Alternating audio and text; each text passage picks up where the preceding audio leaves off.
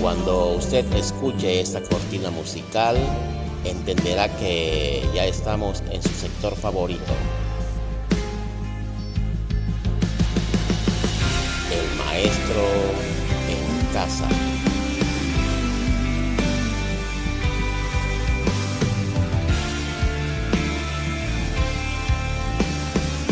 Acomódese y empezamos. En la vida muchos pasamos por momentos, algunos peores que otros. No es caer, es aprender a levantarse. Nuestro pesar es aprender a caminar. Sigo avanzando a pesar del ayer. Un saludo afectuoso para cada uno de ustedes. En esta mañana queremos decirle de que el apóstol Pablo, guiado por el Espíritu Santo, él pudo clasificar en 3 grupos bien marcados a las personas que tienen un conocimiento, un entendimiento y también una obediencia tanto a la palabra del Señor como también al Espíritu Santo. Por eso es que en esta mañana vamos a compartirle el tema 3 tipos de hombres según la palabra del Señor. Rogamos que usted esté atento porque en 1 Corintios capítulo 2 verso 12 hasta el 3:6 el apóstol Pablo hace esta clasificación y nos muestra cuáles son las características y cuáles son las formas de vivir de cada una de estas personas. Así que rogamos que usted esté atento y pueda recibir y entender lo que Dios hoy quiere enseñarle y desafiarle. Sigo avanzando a pesar del ayer. Sigo creyendo, pues ha sido fiel. No importando el proceso que pasé, por su gracia me levanté y aún estoy de pie. La primera clasificación que hace el apóstol Pablo tiene que ver con el hombre natural. Ahí dice el verso 14, pero el hombre natural no percibe las cosas que son del Espíritu de Dios, porque para él son locura y no las puede entender, porque se han de discernir espiritualmente. Mira aquí, la palabra del Señor nos muestra con mucha claridad de que el hombre natural es una persona que está influenciada por sus pasiones, sus deseos y apetitos, totalmente enfocado en la carne, no rendido de ninguna manera a Cristo. Así que esta característica es fundamental y nosotros podemos ver también para entender mejor cómo actúa y cómo vive una persona natural. En Efesios capítulo 2, verso 1 al 12, se nos dan varias características y nosotros queremos mencionar 3 que son muy significativas para que nosotros podamos identificar a este tipo de hombre.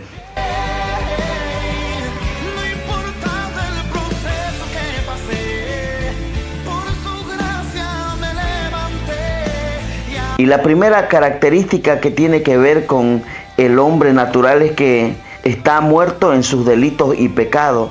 Entonces Efesios 2:1 dice, Él os dio vida a vosotros cuando estabais muertos en vuestros delitos y pecados.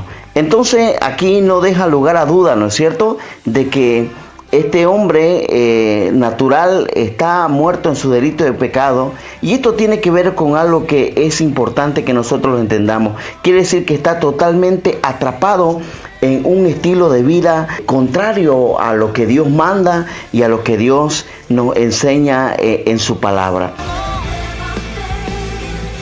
Ahora, otra característica muy importante que nosotros debemos entender es que vive según la corriente de este mundo.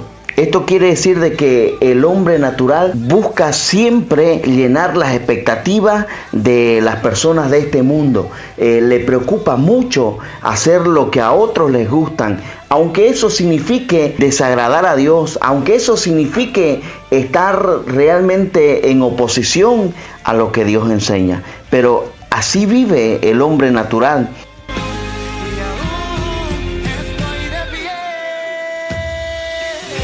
Ahora, una tercera característica también que podemos ver es que vive en desobediencia. Considera que las exigencias de Dios son muy altas. Por lo tanto, él deja en segundo plano la exigencia o los mandamientos de Dios porque considera de que no puede obedecerlo y por otra parte tampoco le interesa obedecerlo. Así vive una persona que vive naturalmente. ¿Listo? Así que para que usted lo tome en cuenta. En la vida muchos pasamos por momentos. Y muy bien, continuamos con la segunda clasificación que el apóstol Pablo hace acerca de los tipos de hombres, ¿no es cierto? Así que aquí en el capítulo 3 de 1 Corintios, el versículo 1 y 2 dice: de manera que yo, hermanos, no pude hablaros como espirituales, sino como a carnales, como a niños en Cristo. Os di a beber leche y no vianda, porque aún no erais capaces, ni son capaces todavía. Aquí la palabra del Señor nos dice de que el hombre carnal es un niño en la fe, ¿no es cierto? Es alguien que todavía sigue disfrutando de la leche y no es capaz de comer comida sólida. Está hablando de que cuando uno es niño, ¿no es cierto?, siempre se alimenta de leche, pero cuando uno crece y madura, ya come comida sólida, come alimento, come otras cosas más pesadas. Mire, algunas verdades importantes para que conozcamos mejor a este hombre carnal. Es alguien que vive para complacer su carne en vez de complacer y de honrar a Dios. Esa es su actitud, quiere complacerse él, quiere hacer todo lo que le gusta a él, lo que le place. Es alguien que ha reconocido y ha abrazado el sacrificio y la salvación que Cristo le da, pero no es alguien que deje que el Espíritu Santo esté santificando y transformando su vida. Ahora, según este versículo 2, también encontramos de que definitivamente es alguien que tiene una pobre comprensión de la Escritura y todavía una más baja capacidad de obediencia a ella. Cuán importante es que nosotros podamos ser capaces de entender y no toda la vida, como dice acá, estemos buscando la leche, ¿no es cierto? Las lecciones sencillitas, porque es verdad, en la palabra del Señor hay lecciones muy sencillas, maravillosas y que uno disfruta mucho en conocerlas y también en ponerla en práctica, pero también así hay verdades mucho más profundas y también esas verdades profundas demandan mayor entrega para poder obedecerlas y cumplirlas. Y obviamente el hombre carnal no está dispuesto a cumplir aquello que Dios le está pidiendo que haga. Ahora también tiene fuerte evidencia de una vida carnal. Mire, ¿por qué decimos esto? Porque en el verso 3 dice: porque aún son carnales, pues habiendo entre vosotros celos, contiendas, divisiones, ¿no son carnales y andan según los hombres? Aquí vemos de que el hombre carnal inevitablemente muestra evidencia de su vida carnal, de su desobediencia a Dios. Dice: no hay celo entre ustedes, ¿me entiende? O envidia. Muchas veces andamos siendo atrapados por esto, ¿no es cierto? O también, como dice, peleas, divisiones, ¿no es cierto? ¿Cuántas veces buscamos o entramos en peleas, aun cuando no nos llamaron a ella, ¿no es cierto? Tenemos que tener ese cuidado necesario, porque andar en peleas y en divisiones es una muestra palpable de que Jesucristo y el Espíritu Santo todavía no están gobernando nuestra forma de pensar, de hablar, de decidir las cosas. Así que, mi hermano, para que usted lo tome en cuenta.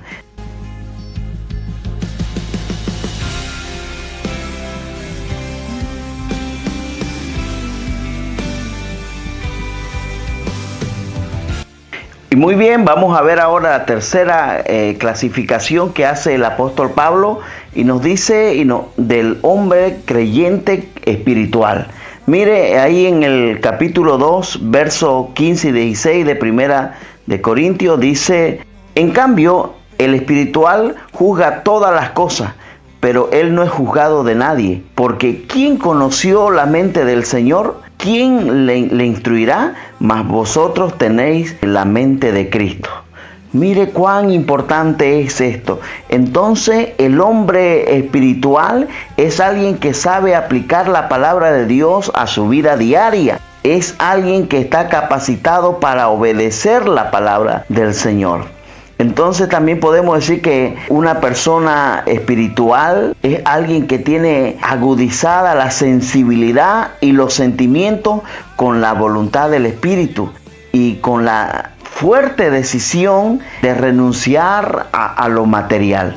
No quiere decir de que él se olvide y cree que lo material no vale nada, pero quiere decir de que su prioridad se hacen ya el obedecer a Dios, honrarlo, servirlo. Eso hace y marca la diferencia. Nuestro pesar es aprender a caminar.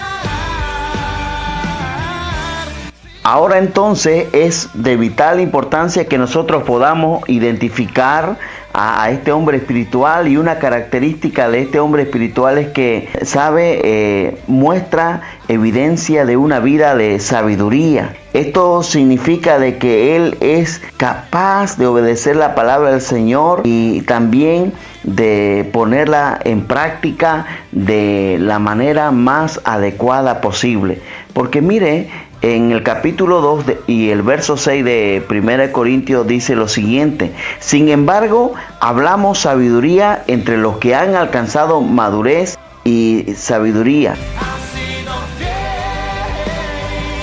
no importa el proceso que pasé, por su gracia me levanté y aún estoy de pie.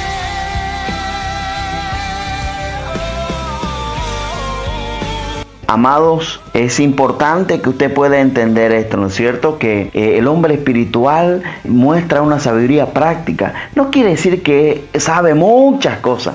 Quiere decir que todo lo que aprende, todo lo que recibe de parte del Señor en ese tiempo de intimidad, de meditación de su palabra, lo pone por obra. Ahora, una segunda característica es que vive una vida de madurez y compromiso con aquellas verdades y aquellas prácticas que ha abrazado, tales como Dios, ¿no es cierto? Obedecer, de buscar, de honrar a Dios. Tiene que ver también con cumplir su compromiso como miembro de la iglesia local. Tiene que ver también con ser responsable con su familia. Otra cosa valiosa es que también cumple un ministerio de servicio a los demás. Entonces, de esta manera nosotros podemos ir identificando a un creyente maduro, comprometido.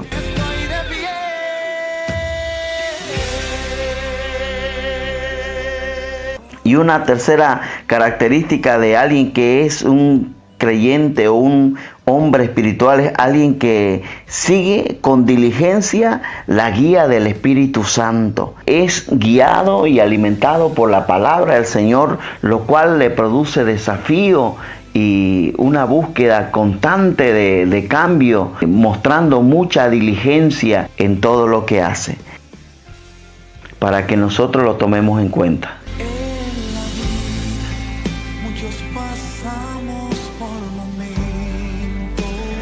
Dos lecciones claras que nos deja al hacer este estudio es que una vida carnal es una vida que desagrada a Dios, porque va en contra de aquellos principios que están claros y especificados en su palabra. Y una segunda verdad es que el crecimiento y la madurez están ligados a la rendición al Espíritu Santo y a una búsqueda incesante, constante y obediente de la palabra del Señor. Así que con esto terminamos. Un abrazo, que el Señor te bendiga. Maestro en casa. Pues ha sido fiel. Para que no te pierdas nada, suscríbete y activa la campanita.